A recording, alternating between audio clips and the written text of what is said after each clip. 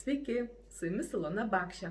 Ir šiandien pasidalinsiu smulkiosios motorikos lavinimo žaidimu, kuris vadinasi kaktusas. Smulkioji motorika ypač svarbi vaiko gyvenime. Jis turi paruošti savo rankytę, raumenukus, riešo judesius etapui, kada pradės rašyti raideles ir skaičius. O jeigu jūs mokate jau rašyti raides ir skaičius, jums šis žaidimas padovanos daug geros nuotaikos, plus visi žino, kad pirštukų judinimas ir rankytės judinimas labai suaktyvina mūsų mąstymą ir atmintį. Tai kvieskite šiandien vaikučius ir visi kartu pažaiskime. Kągi, susirinkote? Pradedam. Pirmiausia, kaktus apžiūrėti atšliaužę sraigę.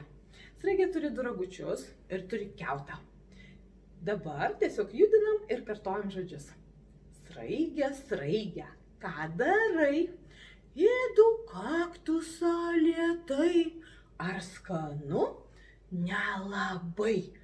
Tai neės, gerai sakai, fu. Tada kaktus apžiūrėti atšokavo kiškis.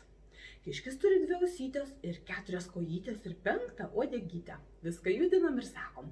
Kiški, kiški, ką darai? Ėdu kaktusą lėtai. Ar skanu? Nelabai. Tai neės, gerai sakai, fu. Tada kaktus apžiūrėti atėjo briedis.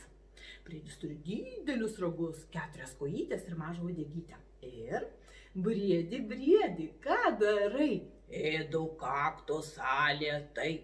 Ar skanu? Nelabai. Tai neės, gerai sakai. Fu. Tada kaktuso apžiūrėti atėjo meška. Meška turi galvą, 4 kojytes, mažą uodegytę ir dabar padarysime ausytės. Štai žiūrėkit. Pim. Galva, ausytės. Pim. Ir meška, meška, ką darai? Ėdu kaktusą lėtai. Ar skanu? Nelabai. Tai neės, gerai sakai. Fu. Tada kaktus apžiūrėti atbėgo pelytė. Pelytė turi smailą snukutį, 4 kojytes ir 1 uodegytę. Ir pelė, pelė, ką darai? Ėdu kaktusą lėtai. Ar skanu? Nelabai. Tai neės, gerai sakai. Fu. Tada jau beveik visai apgriaužto kaktuso atskrido pažiūrėti musė.